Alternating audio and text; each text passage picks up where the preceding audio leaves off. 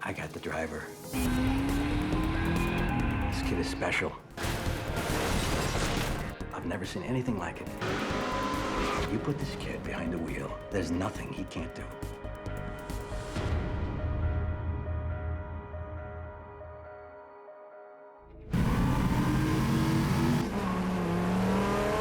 Ryan would have liked to have done all his own stunt driving. He did a fair bit. He did a bit of brake standing. He did some slides and stuff like that.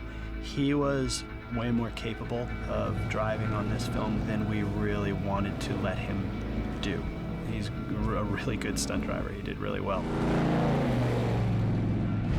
All units be advised. Possible vehicle in question, late model Silver Impala. Nicholas didn't want your typical car chases in this film. It's not really what it's about. Requesting air unit support. To be inside a car for the first car chase entirely and never come outside the car was a pretty hefty challenge. All westbound units be advised. Suspect last seen near 7th Street in Santa Fe. When we meet Driver, he's making a getaway from a crime with the kind of cleverness and expertise that's kind of exciting. A knowledge of the streets, a knowledge of the psychology of cops, a knowledge of cars, of the city of LA, and where you're literally inside the car for the whole chase, experiencing it as he is, you get such a sense of how talented this driver is, how intuitive this character is. The thing that I really enjoyed was the fact that he's in this car chase. We know he's intelligent because he's pre-planned the route.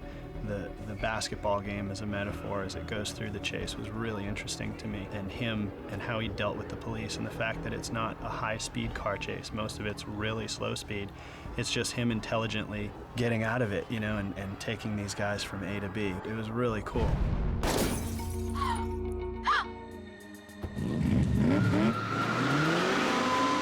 Nicholas wanted to do something different. He likes to see vistas and landscape and things like that. We used every trick in the book, everything I've ever learned, using foreground cars and staying as low as we possibly could and keep the camera moving as much as possible to try and sell speed for this and to show how good of a driver really is.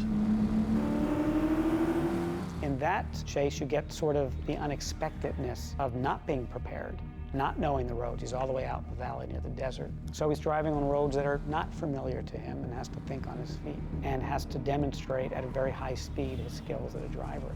So you get a lot of the fun of a high speed kind of chase on an open road out in the desert.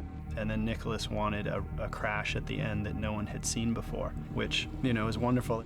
I guess the concept started with what we called a 270. So he's driving backwards in the Mustang. He comes to a three-way intersection and basically throws a reverse 180, but keeps it going and stays in it and drifts the rest of the way out of the turn. It's a pretty impressive maneuver, and we wanted to get that in there. So we kind of reverse engineered it from there, and when Driver does the reverse 270, this guy just can't hold the line through the turn and kind of overcooks the turn. This was something completely different, and the fact that we were able to put the actress in the shot and shoot directly over her shoulder and see this crash happen was cool, and it was really different, and we were really stoked on it. The last set piece in terms of driving is more of a sort of cat and mouse game, as Driver is stalking, literally, and has a whole different tone to it. Nino doesn't even know he's being pursued until Driver rams into the back of him.